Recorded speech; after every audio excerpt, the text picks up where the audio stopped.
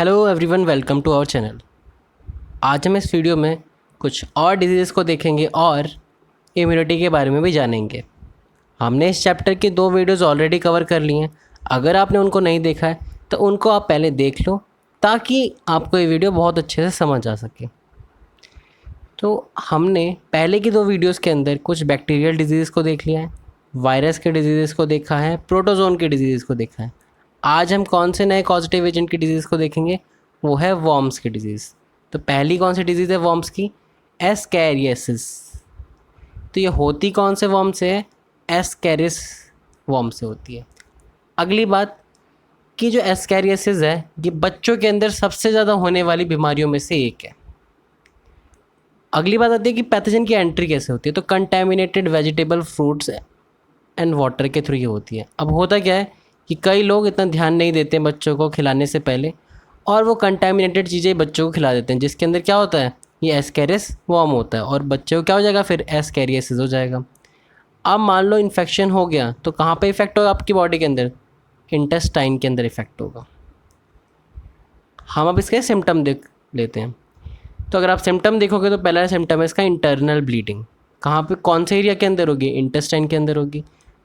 उसकी वजह से क्या हो जाएगा, आपको फीवर हो जाएगा।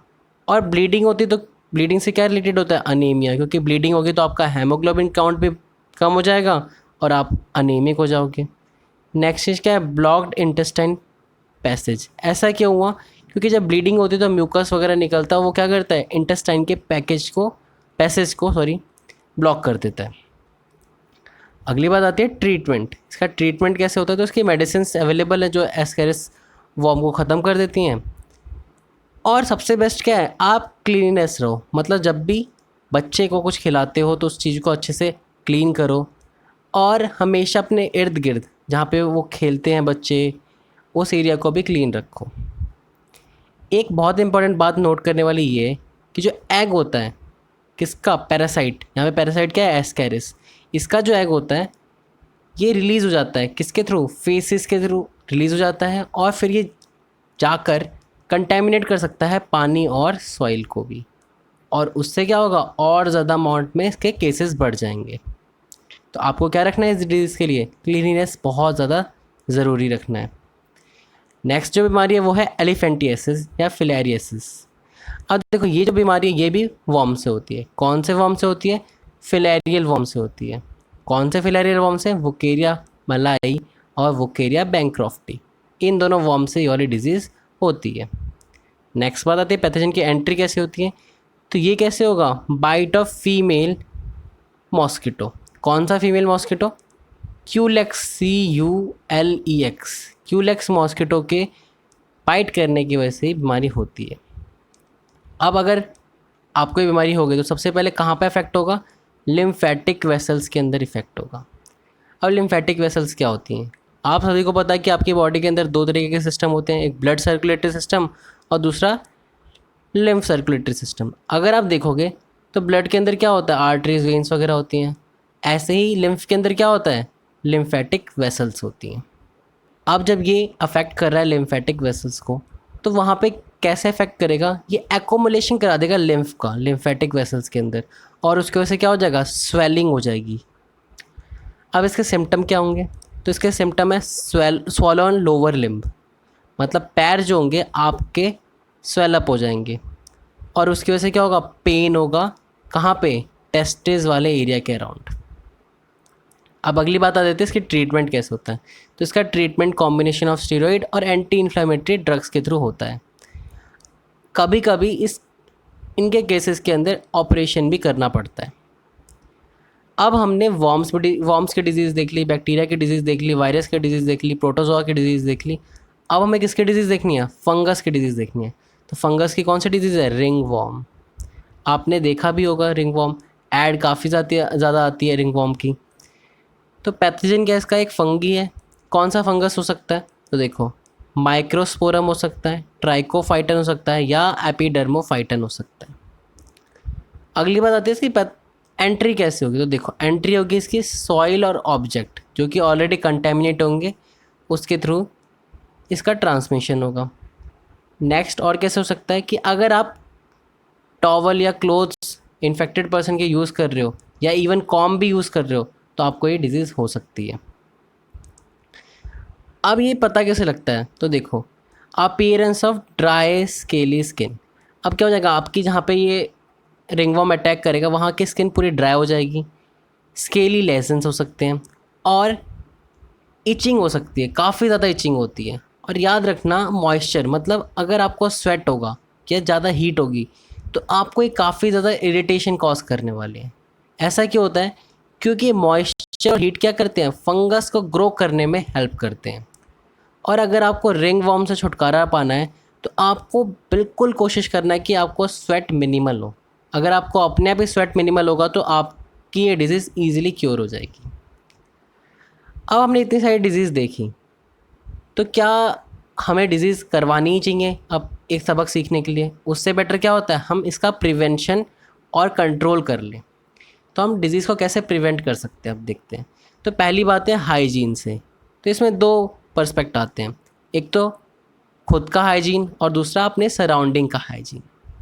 नेक्स्ट बात, अगर हम वेजिटेबल बाहर से ला रहे हैं तो हमें उसको अच्छे से वॉश कर लेना चाहिए और रेगुलर क्लीनिंग रखनी चाहिए सीवर और टैंक्स की, ताकि डिज़ीज़ का स्प्रेड काफ़ी हद तक रुक सके।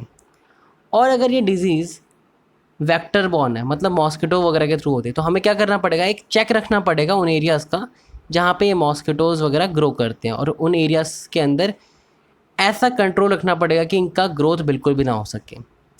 एक और हमने एग्जांपल पढ़ा था गैम्बूसिया फ़िश का, उसके अंदर भी क्या है, वो भी एक प्रिवेंटिव मेजर्स है, क्योंकि हम अगर उस फिश को छोड़ देंगे तो मॉस्किटो की पॉपुलेशन ही ग्रो नहीं होगी, क्योंकि उनके लार्वा को ही कौन खा जाएगा, गैम्बूसिया खा जाएगा, और ये भी एक प्रिवेंटिव मेजर हो जाएगा। आप लोग और भी प्रिवेंटिव मेजर्स को अपनी मर्ज़ी से सोच सकते हो जो कि आपको अपनी डे टू डे लाइफ से पता लगते हैं।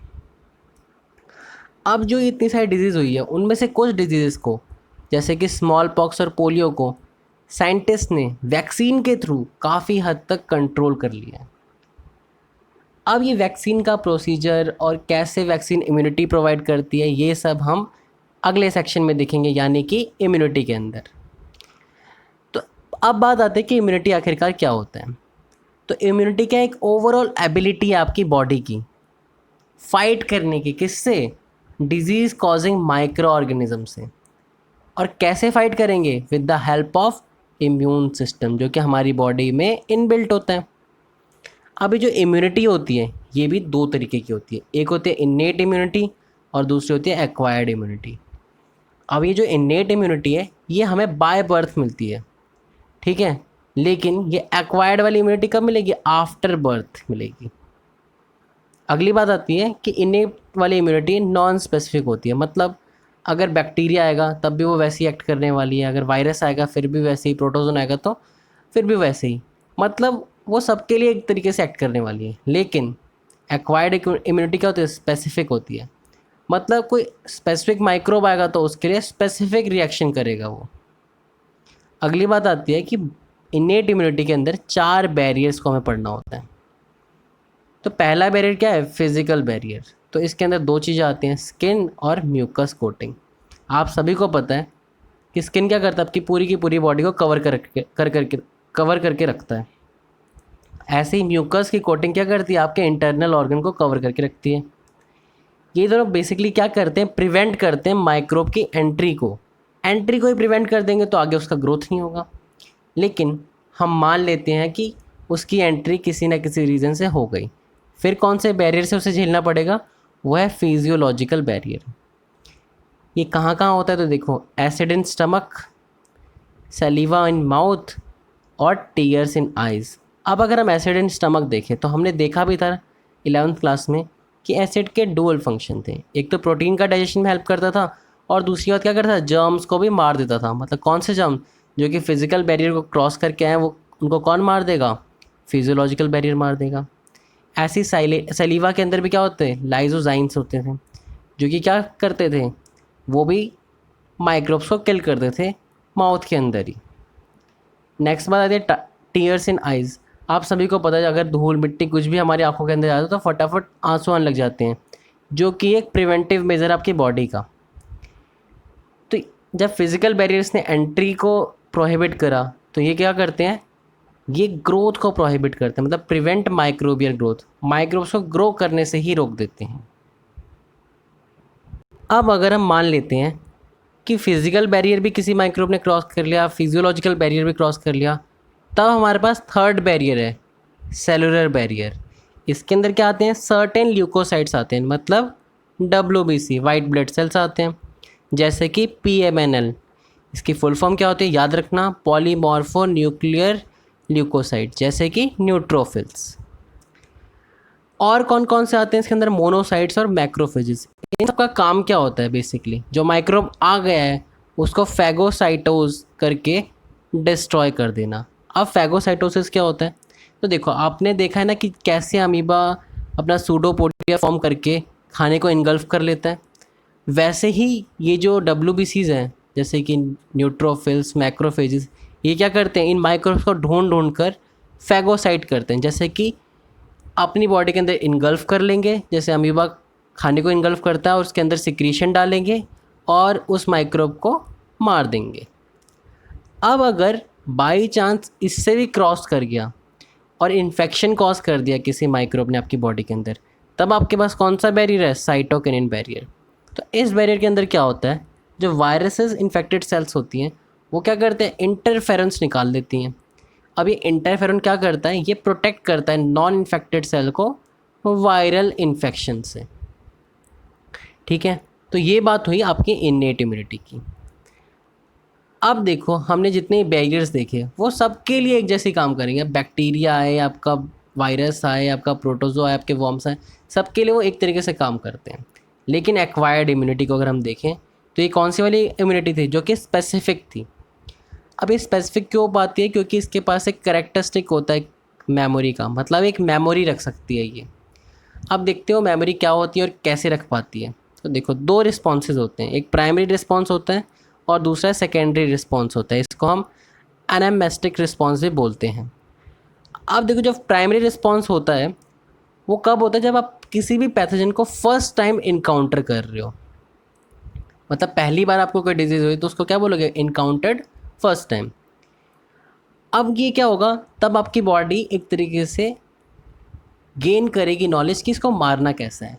तो कैसा होगा, लो इंटेंसिटी का होगा, क्योंकि टाइम कंज्यूमिंग होगा, क्योंकि आपकी बॉडी को ऑलरेडी नहीं पता इसको कैसे मारना है। लेकिन जब ये एक बार किल कर लेगी आपकी बॉडी इसको, तो क्या कर लेगी, उसकी मेमोरी को स्टोर कर लेगी। ठीक है, अब सेकेंडरी रिस्पॉन्स मतलब जब आप उसी माइक्रोब को सेकेंड टाइम इनकाउंटर कर रहे हो, थर्ड टाइम इनकाउंटर कर रहे हो, तब क्या होगा, एक हाई इंटेंसिटी रिएक्शन होगी या इनकाउंटर होगा। क्यों, क्योंकि आपको पता है कि उसकी मेमोरी ऑलरेडी स्टोर हो गई है और बॉडी को पता है कि इसको कैसे किल करना है, तो इसीलिए क्या होगा, यह हाई डेंसिटी का होता है। अब नेक्स्ट बात आती है कि ये जो रिस्पॉन्सेस कैरी आउट हो रहे हैं बॉडी के अंदर, ये कैसे कैरिड आउट होते हैं, किसकी हेल्प से होते हैं, तो किसकी हेल्प से होते हैं, लिम्फोसाइट्स की हेल्प से होते हैं, B और T लिम्फोसाइट्स की हेल्प से। अब हम B lymphocytes, T lymphocyte, antibody, antigen वगैरह को नेक्स्ट वीडियो के अंदर कवर करेंगे। आज की वीडियो के लिए सिर्फ इतना ही। अगर आप लोगों को ये वीडियो अच्छी लगी है तो आप प्लीज़ वीडियो को लाइक करें, शेयर करें और सब्सक्राइब करें और बेल आइकन को दबा दें और अपने डाउट्स को कमेंट सेक्शन के अंदर लिखें। Thank you.